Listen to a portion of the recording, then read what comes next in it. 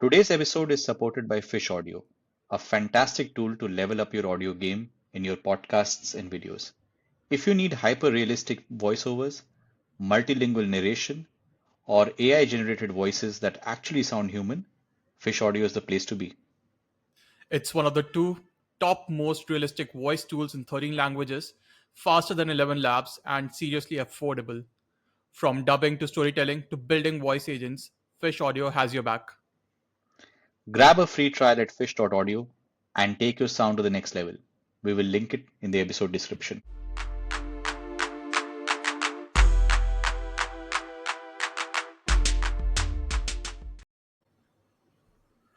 In 18 seasons of the IPL, we have seen it all: fairy tale wins, heartbreak finishes, and a parade of captains lifting that coveted trophy. But while some teams stumble year after year, a select few teams seem to crack the code again and again. Why is it that for franchises like MI and CSK, success feels almost inevitable, while others, despite the talent and investment, just can't get across the line? In this episode, we break down the anatomy of a dynasty, the leaderships of Rohit and Dhoni, the systems behind the scenes, the ruthless decisions, and the cultural DNA that separates champions from the rest.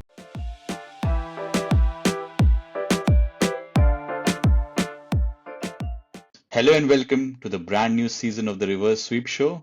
If you've forgotten, this is your host SS, and joining me as ever is my co host AB. After some fantastic success of season one and rolling out so many episodes that we lost count for, we are back with the new season with a new concept, but still staying very close to the heart of what the Reverse Sweep Show is all about: cricket what ifs and hypotheticals. But first of all, it's very nice to see you, AB, back recording and podding together. How has it been for you during the break? It's been all good, SS. It's been a really nice, refreshing break. I think we were off for a month and a half, but feels super nice to be back here recording the pod with you. And so much has happened in the cricketing world, in this part of the world in general. IPL started. IPL has been suspended because of multiple tensions across the borders in India and Pakistan. But we don't want to go there. We want to talk more about cricket and want to talk more about whatever is going on in the cricketing world. Yeah, I mean that is what has been happening here. What about you, SS? What's been up with you? How was your trip back home? Yeah, it was fantastic to be back home. Wouldn't want to talk too much about the weather, but we have spent the last 1 month still discussing about this season two and what we want to do. And we exchanged a lot of ideas, and we thought that we want to talk about cricket dynasties. There have been so many across different forms of cricket, and we want to do some content around it. And since you already mentioned about the IPL, we thought to do some content around IPL in the first episode of this brand new season. So, AB, I will pass it to you to tell our listeners and viewers what's the first episode all about. Yeah, staying true to the core of the podcast, which is what ifs, and then also bringing in the theme of season two, which is dynasties. We thought we'll take a topical subject this time around, talk about IPL, and then talk about the dynasties that have been there in IPL since its inception, and also talk about dynasties that could have been. And whenever we think about IPL and dynasties, there's a team in blue, there's a team in yellow that we think about. So we go much deeper into dissecting what made these teams the dynasties that they were, because there are teams like a team in orange that have won titles, a team in black and gold that have won titles here and there, but they didn't create the legacies that these other teams created. They didn't create those strong processes, systems, a brand of cricket uh, to create a dynasty, basically. So that is what we are going to talk about in today's episode. And I think it's so interesting when you talk about dynasties that what actually makes a sporting dynasty, even if we zoom out of cricket. For me, for example, a dynasty would be like a decade-long excellence in the game, always competing for the top honors. For me, as a United fan in football, it's the Manchester United of 90s and 2000s, always competing for top honors in EPL and in Europe. I think about NBA when I think about the Popovich Spurs team, and shout out to El Jefe who retired this year from leading Spurs for almost 30 seasons. And for me, it's always about a decade's dominance. And when I look at that, I can say, okay, this is a dynasty. What about you when you think about the term dynasty in sports and in cricket in general? Yep. IPL is a very recent tournament, just 18 years. But if we talk about some other leagues, and I have been following a lot of NBA over the years, for me, the benchmark of a dynasty would be, say, Jordan's Bulls doing a three-peat. That is, for me, the gold standard of defining a dynasty. If a team can do a three-peat in a particular league, in a particular tournament, I would say they are a definite dynasty. So when I think about dynasties in NBA, it would be Jordan's Bulls or Kobe and Shaq's Lakers.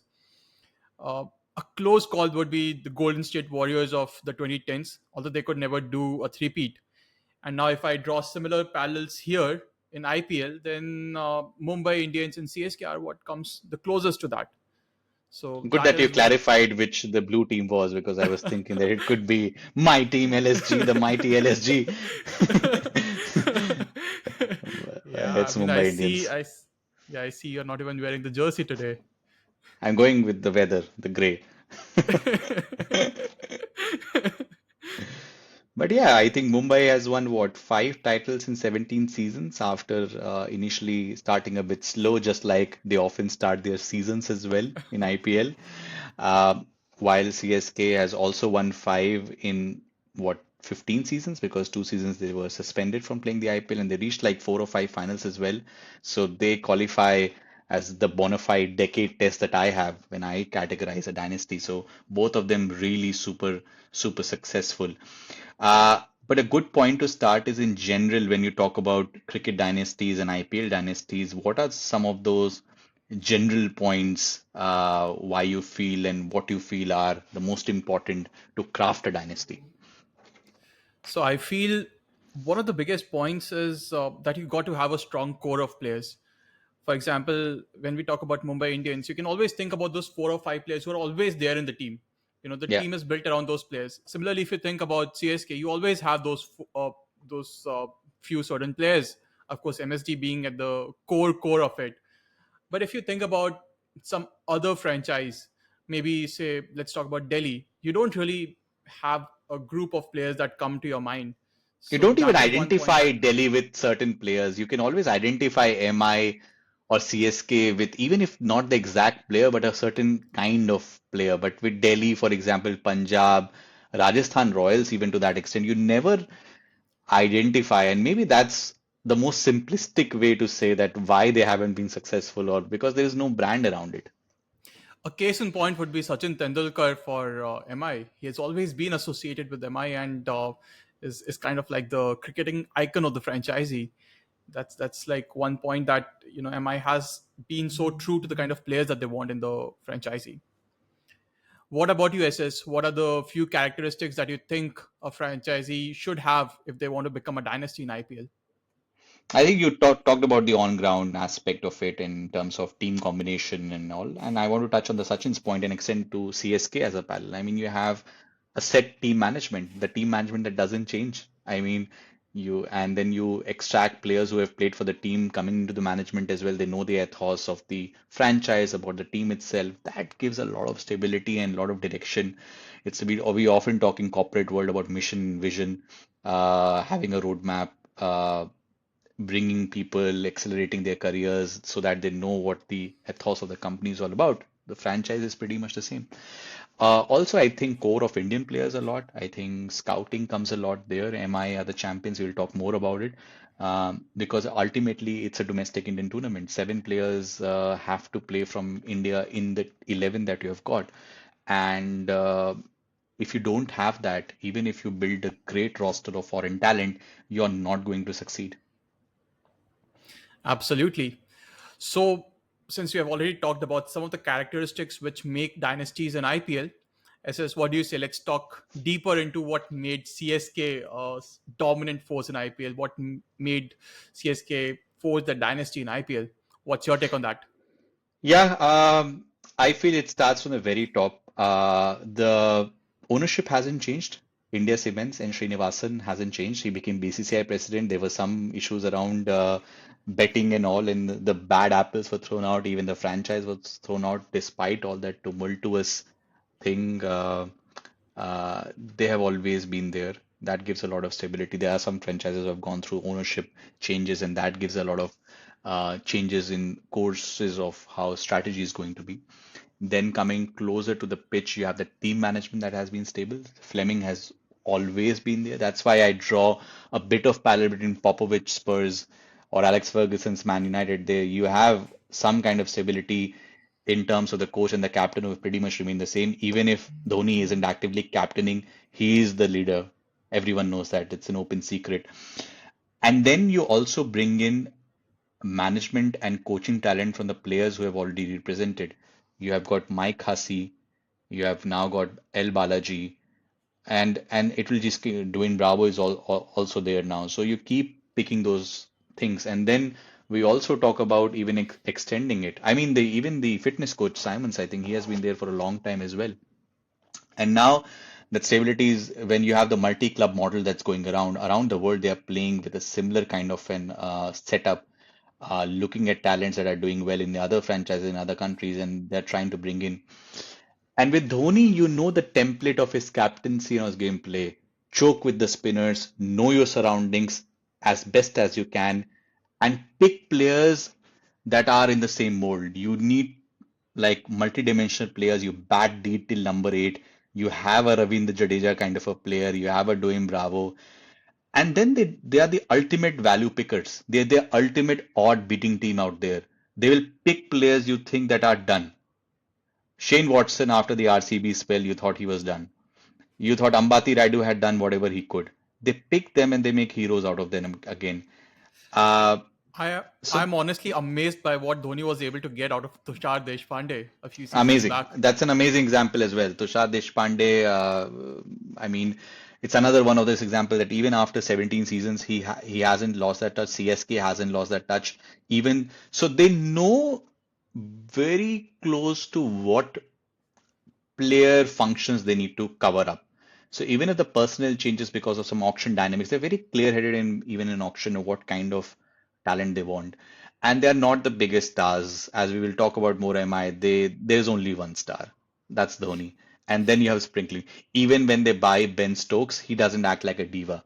He sits on the bench if he has to sit on the bench. So they look for that, you know, it's like the team fit interviews that happen in corporate world. They really focus on that they need to find ingredients that will work pretty well in Chepauk, that will function very well in the franchise. That's why when they have an off season like they were having this time, teams are winning in Chepauk for the first time in 15 seasons. Now you think about T20 as a format which is so, you know, there will be so many variables at play, so much variance, but they are so consistent, and because of the systems and processes that they have done.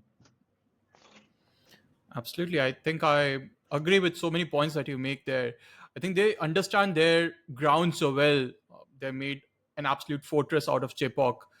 They have the right tools to win in those kind of situations. But then we have also seen that when they're outside of Chepauk, they are still an equally dominant force. So it's a template of play that not only suits their home conditions, of course, they in the team that they have, the systems that they have, enable them to make it a complete fortress. But then they are also able to perform in other grounds and Yeah. compete there. So There was a season when I think they were not playing in Chennai and they won it. I think that was Watson season 2018. They were playing in Pune. Pune was the home ground and they went on to win it. So even though they have tailor-made their team and Chepauk a fortress, they win away. That's why they always finish in top four.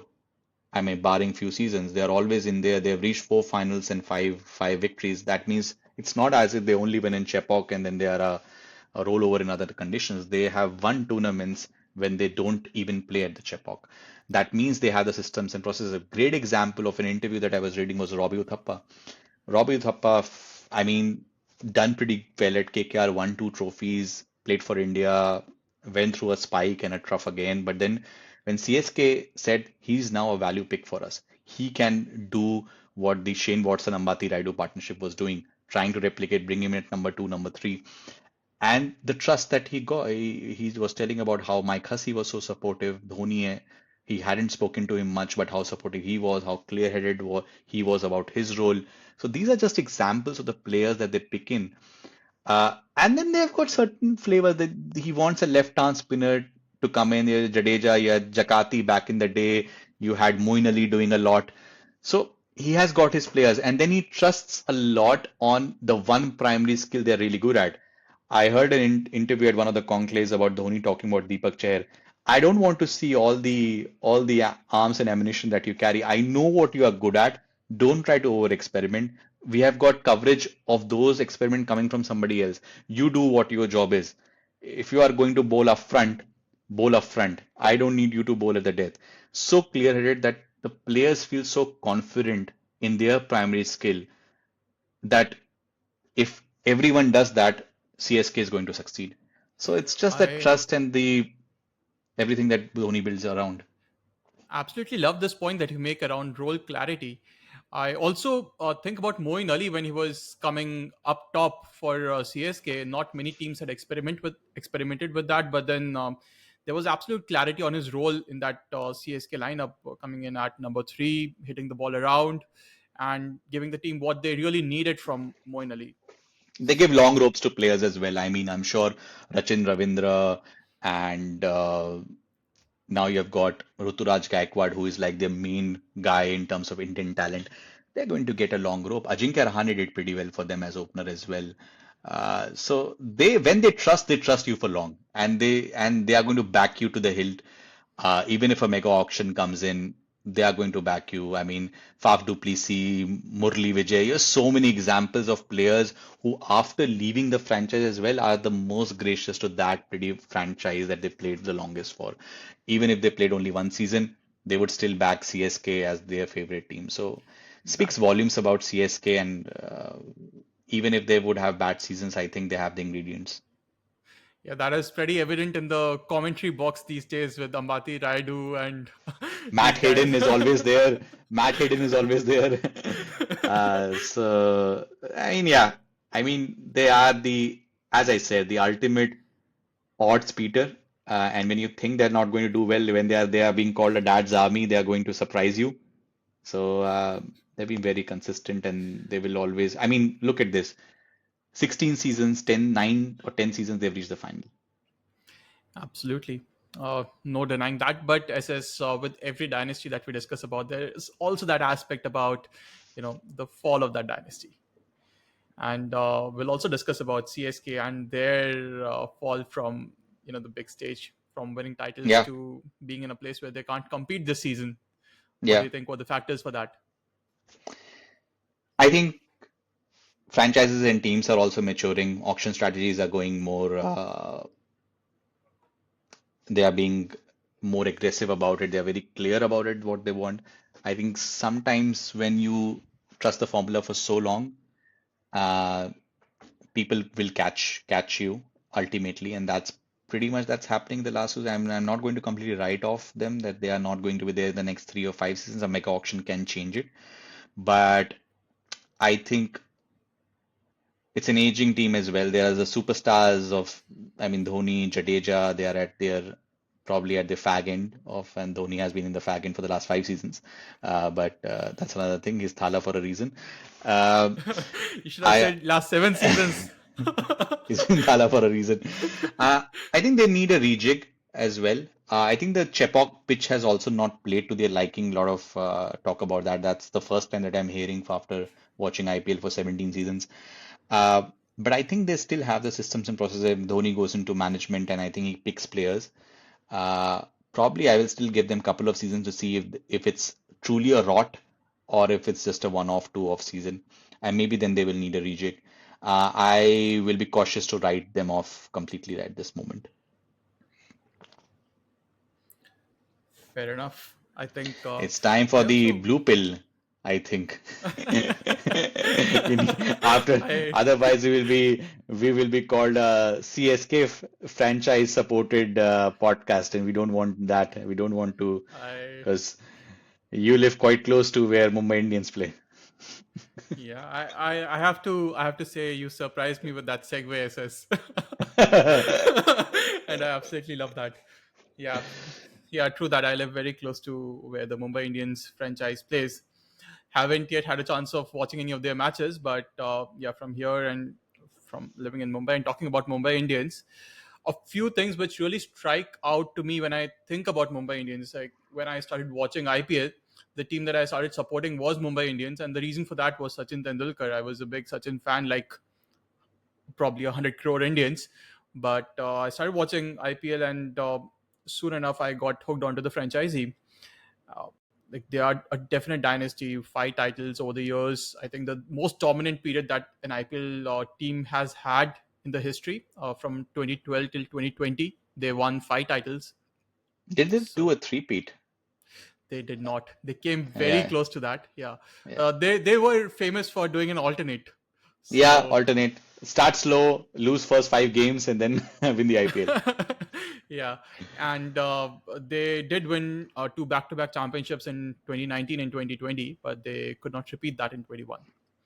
And And they guess always who get, it I was? think they won 3 times against CSK. I think they defeat CSK in the finals, I think. Yeah. Yeah. Yeah, yeah. So probably one of the most dominant phases that an IPL team has had ever since the inception of the tournament, and a few reasons that I can think about.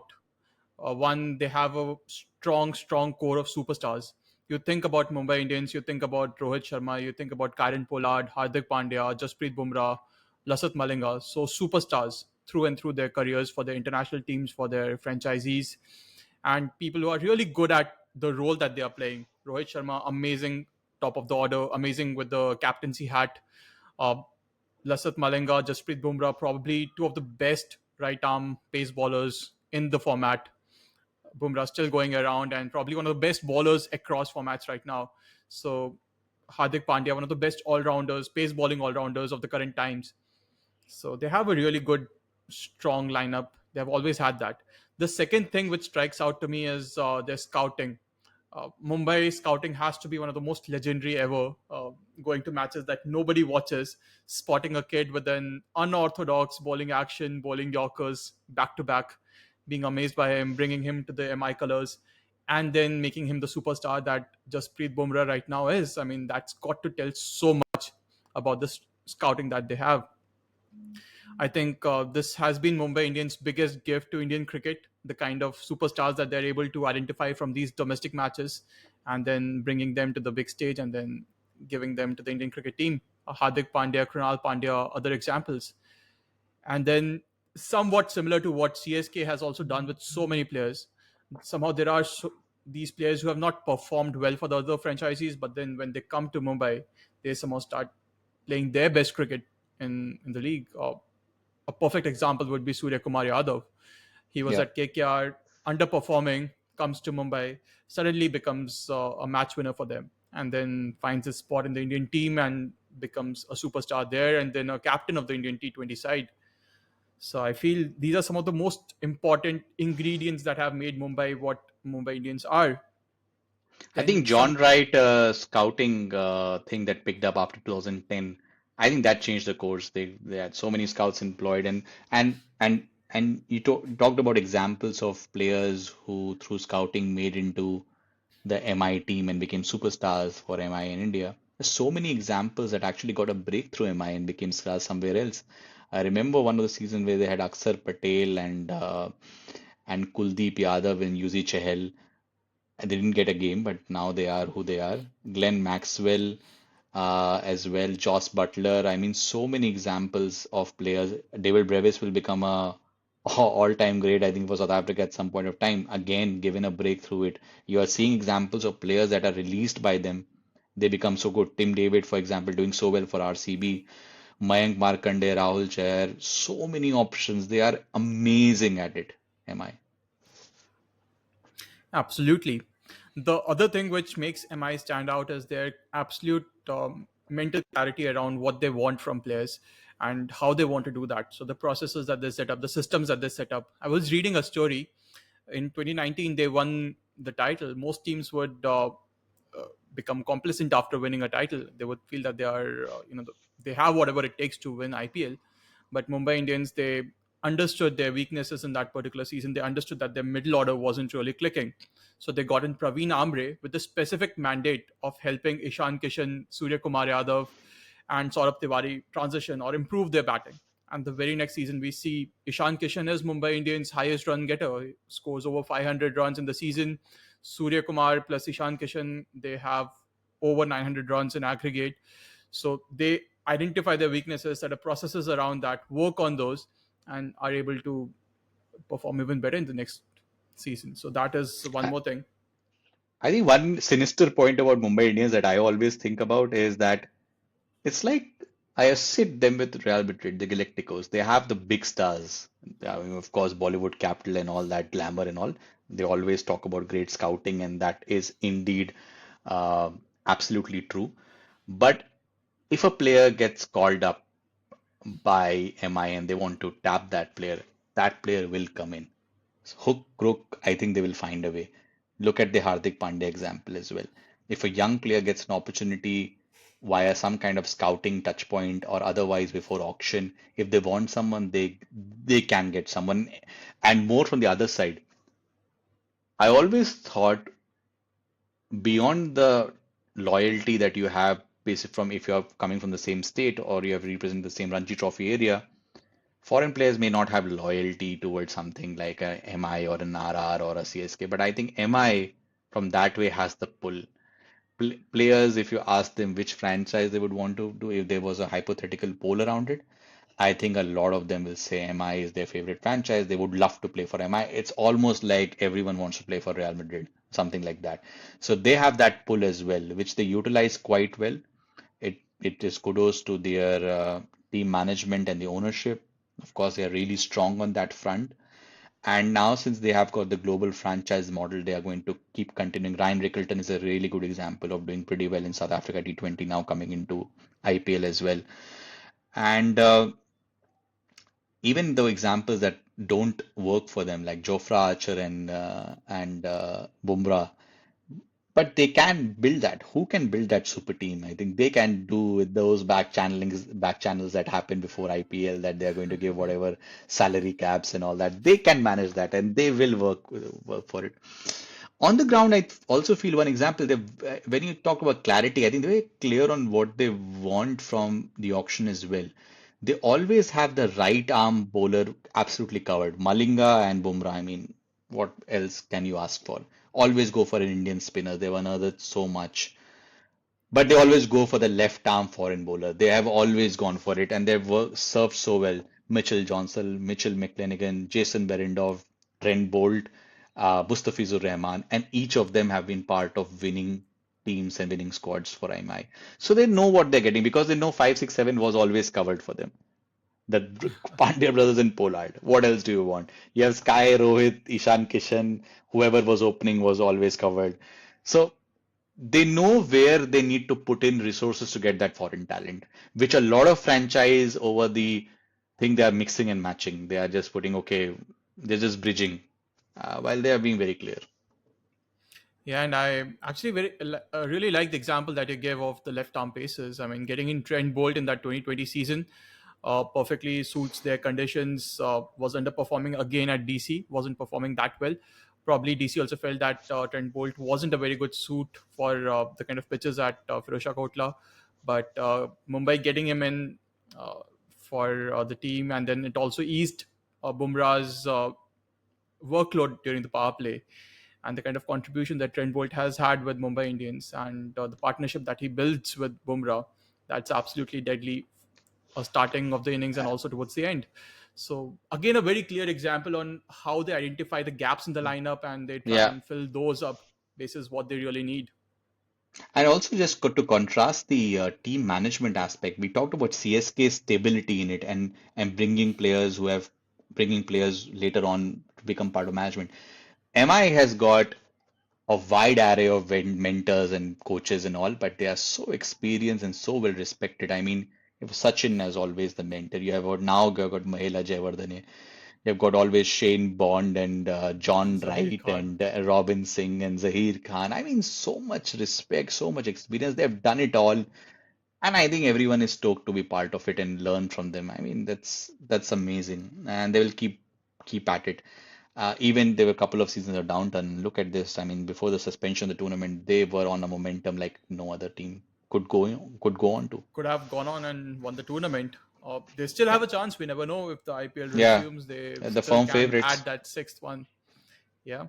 And then do that one up on CSK. Yeah, they would love that. Mumbai Indians fans would absolutely love that. Yeah, absolutely.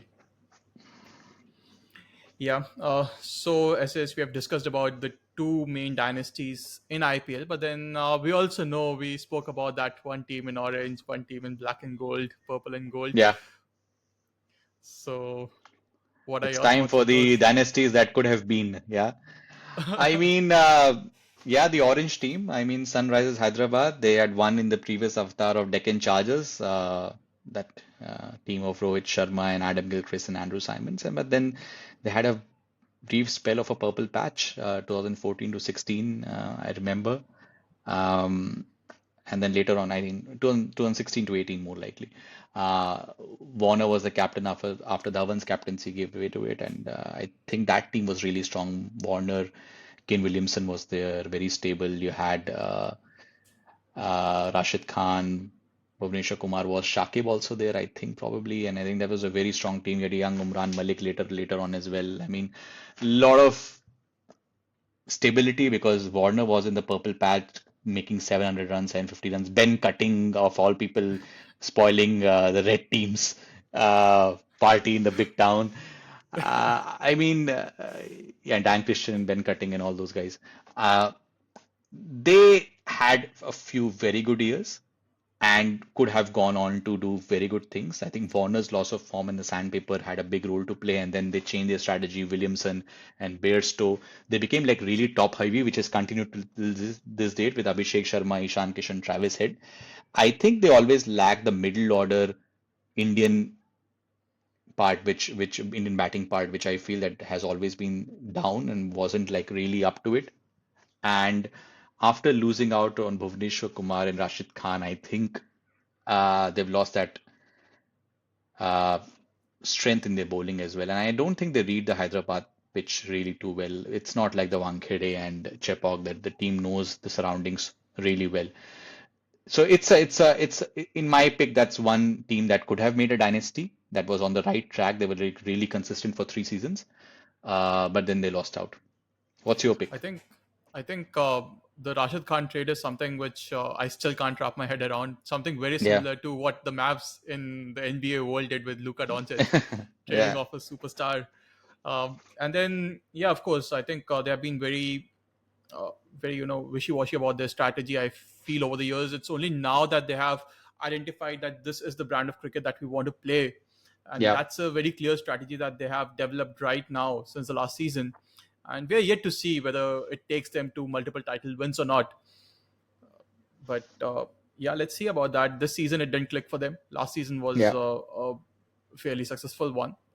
Let's see what comes in the next seasons for Hyderabad. But again, one franchisee which was a close miss from creating an IPL dynasty. The other one that I can think of is, of course, the Kolkata Knight Riders. They had their heydays back in 2012, 2014 with the Gambhir era, Gambhir at the helm of the team, captaining in. And then they had built a strong core around the West Indies players that they backed till date. Sunil Narayan, Andre Russell. Somehow they have a big liking for these players, and they have been match winners for KKR through the years. Sunil Narayan has been used I in think so that many team was different really roles. good. I mean, Shakib Al Hassan, Owen Morgan, Yusuf Pathan. I think Jack Kallis was still playing. I mean, that was a really strong team for that Kolkata Eden Gardens pitch. And they shocked the entire cricketing world by promoting Sunil Narayan up top. Yeah, Nobody had seen Sunil Narayan's batting prowess till then, and he comes at the opening slot and like stuns the oppositions. yeah, So they had a knack of knowing how to extract the maximum value from their players. They had a knack of identifying superstar players like Sunil Narayan, Andre Russell. They were early picks and picked for the future potential that they could add for the franchise over the next 10 years. But then again, quick fall from grace for KKR after 2014. drop in form for Gambhir, changes in the strategy of the team management, releasing a lot of players. Some things that I still don't understand till date, giving up on players like Shubman Gill, more recently backing players like Venkatesh Iyer. The Probably, auction dynamics and the price capping and all that. I sometimes even if they don't want to give up, they can give up. But then they also got a recent IPL trophy last season, and then they gave yeah, up the give up the captain. captain. Where Exactly. he's not worth 25 CR maybe. But then they go ahead and spend 23 CR on Venki Iyer, who Yeah, can yeah, bowl but then subs out. yeah. I think they had few seasons in which they were really unlucky with the injuries, Stark and everyone. Otherwise, they could have been. But I think that team was really strong, and when that team petered out with Gambhir petering out as well, and Dinesh Karthik's tenure was not that successful. But now they are again. I think it was a surprise last year for some that they won the tournament. But they that 2012 to 14 team could have gone ahead. I think they were also trumped by just a better SRH and MI team as well. I think they Yeah, had more firepower. Sometimes it's not your own doing, but also some teams just upping the ante while you couldn't. absolutely. And then that was also the time period, like when SRH was there, and when SRH won the trophy in 2016, they defeated this team in red that we that we want to talk about. A team for whom the Everyone's favorite IPL, team, everyone's the everyone's most talked about team. Let's put it that the way. most talked about team, and the team for whom the IPL trophy has always been that elusive one. The more Yeah, they think about it, the farther away that trophy seems to be. And with this, we also move into the next segment of our discussion assist today, which is the completely what if section, right? What yeah. if we had to make RCB into a cricketing dynasty? What are the Hmm. ingredients that you'll need to sprinkle around in the lineup I today? mean, for starters, they need to win an IPL to even be in the conversation of being a dynasty.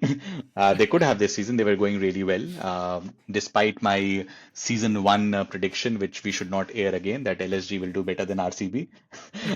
But I think they have got the right core. I really like the combination of Phil Salt and Virat Kohli at top of the order. Padikkal is is hot and cold, but I think he seems to do better in RCB colors. So Patidar was like a surprise for everyone that he was the captain, and as he's like the best spin basher out there in terms of Indian cricketers.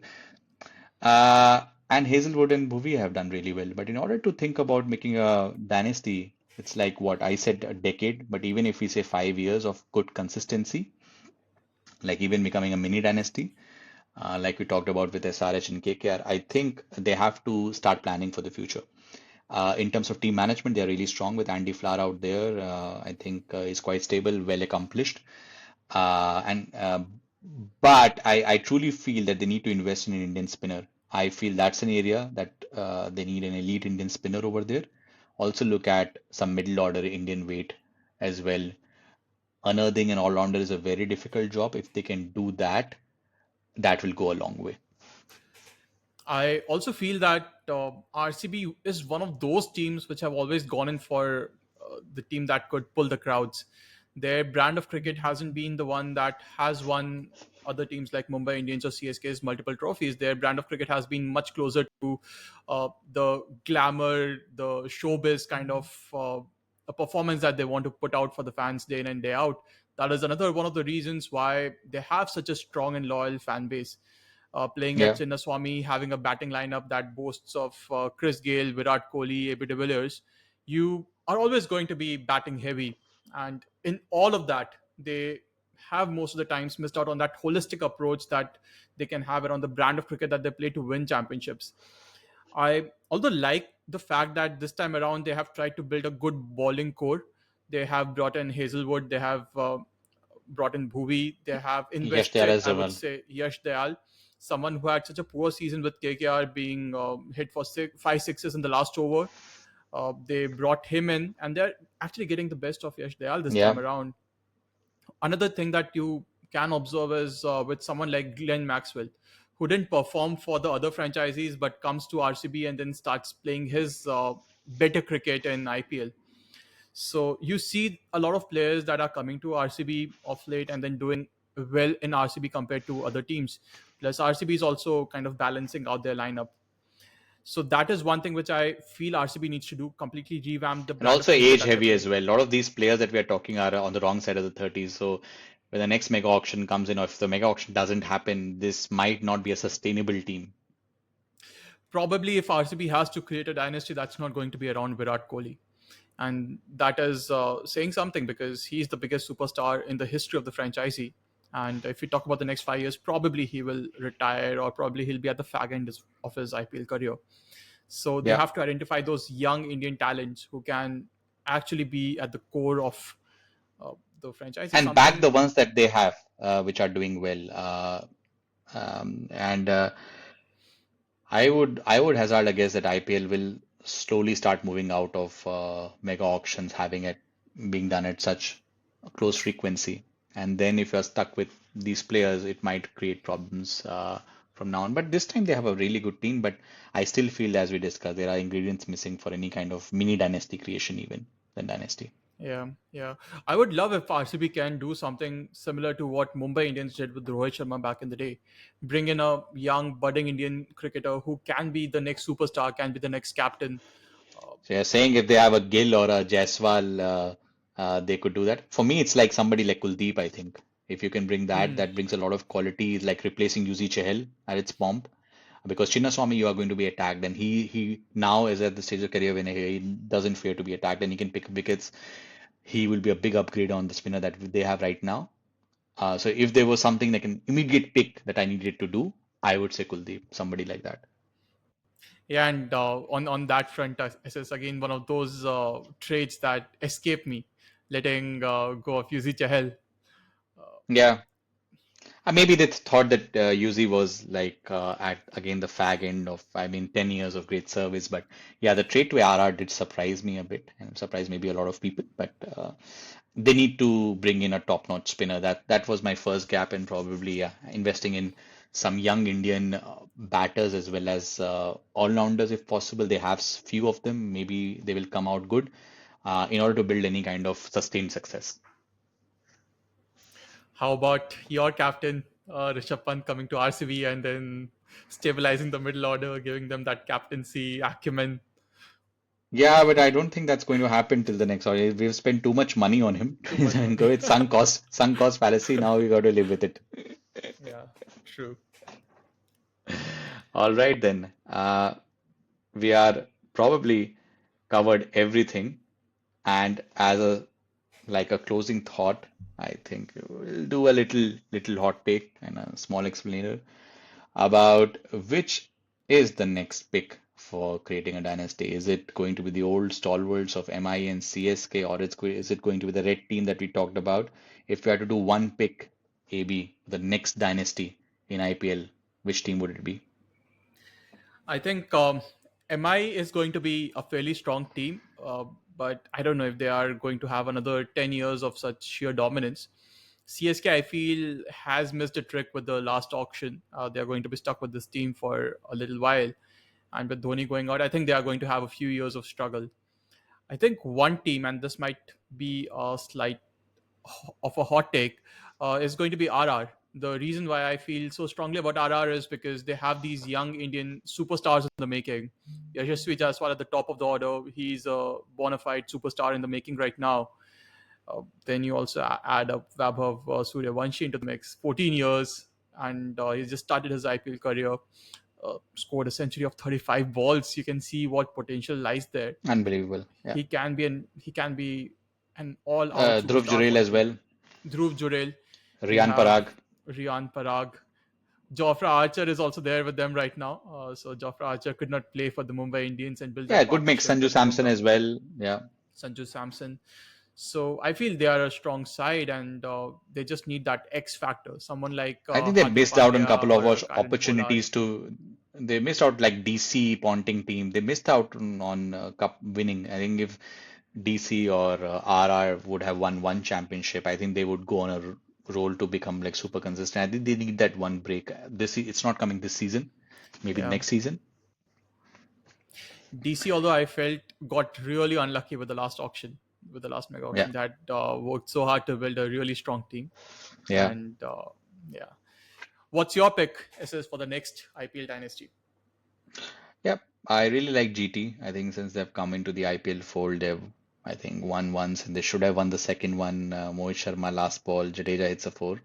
Um, they are again at it, dominating with a bat. I think Butler, Sai Sudarshan, Shubman Gill.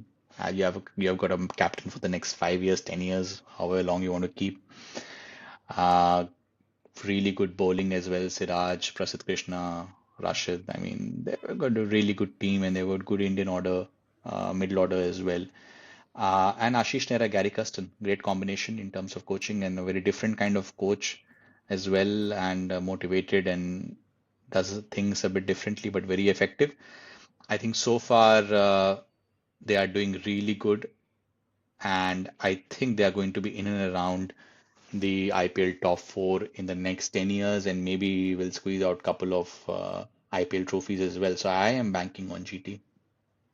That's a really strong pick. I also like your reason, which is Ashish Nehra, the man who trumps all the data analysis in the world with Yeah, his intuitive coaching.